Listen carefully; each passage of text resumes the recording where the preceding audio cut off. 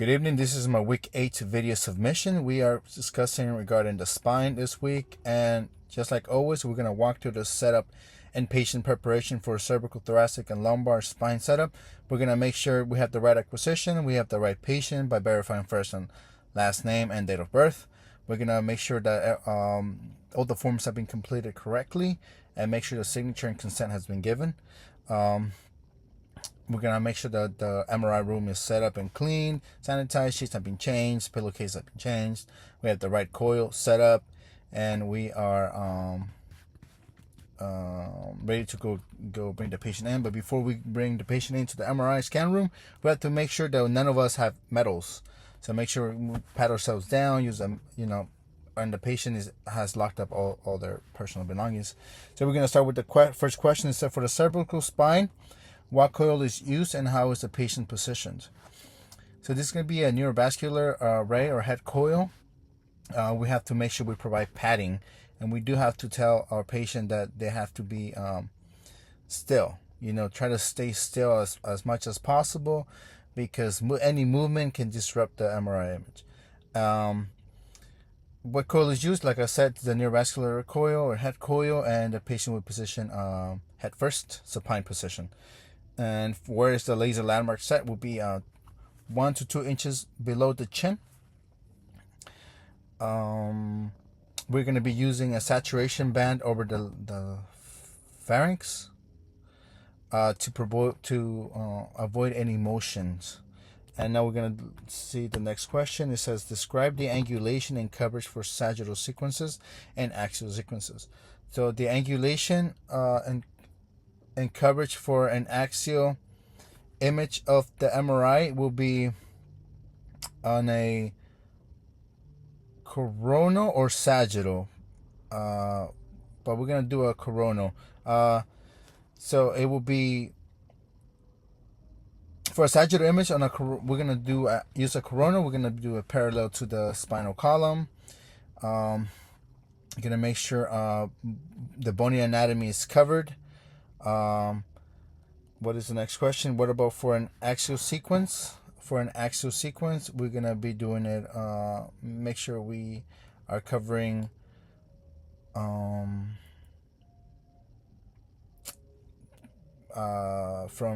C1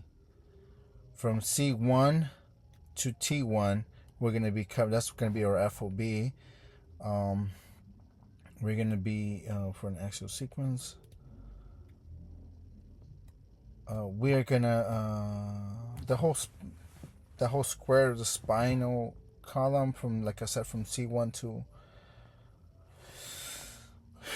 T1. Now for the thoracic spine, we're gonna be speaking about what coil is used and how is the patient position. For that one, the patient will position head first, supine position, and we're gonna be using a phased array spine coil. For the second one, where's the laser landmark set? For a thoracic, the laser landmark will be if it has what is it? A count. If it has the count, we're going to be using a. If it has a count, we're going to be using a. Oh, if we have the count, we're going to be. It's going to be parallel to the mid sternum is if it does have a count. If it doesn't, it's going to be at the center, the chest areas, the center of the chest area center.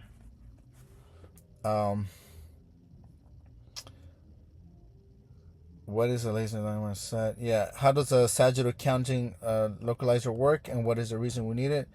The reason we need it is to count the right amount of vertebrae in the spinal column, and we start from the counting from L1 to T1. T1 to L1. That's going to be the counting for a thoracic spine. And just to make sure we have the right amount, the right number of. We count the right numbers of spine.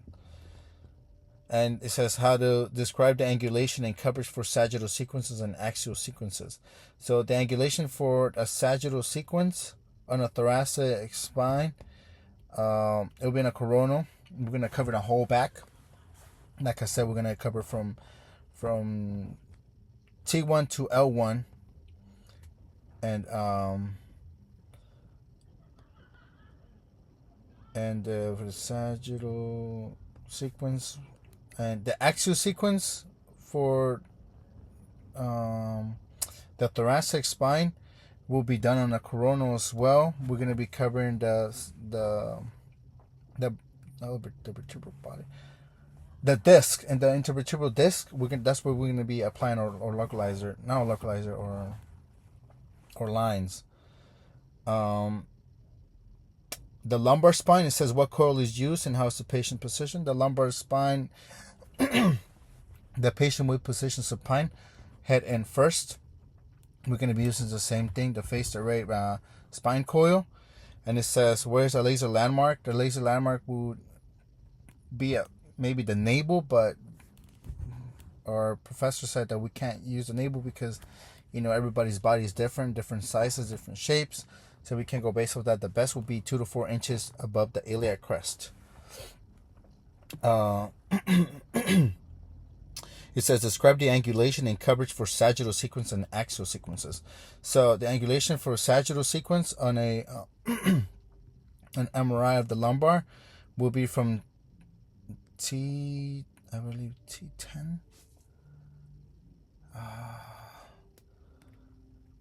T10 to sacrum 3 or T11 to S3, and that's going to be the sagittal sequence. We're going to cover the whole thing, and it's going to be obviously be done on a coronal image. And it says what about axial sequences? We're also going to be applying a saturation band because anterior to the spine, because there's a lot of movement. We don't want that to mess our image up. And it says for the axial sequence, like I said, will be done on a coronal or a sagittal, and we're going to be covering the intervertebral discs, and we could do a multi-slice as well on this one. And it says, when would you be likely to run a coronal sequence in the spine? Likelihood of me running a coronal sequence is because we are thinking about scoliosis on a patient.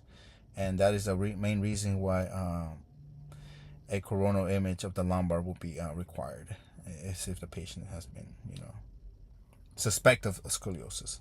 And that will be all for my video submission of this week.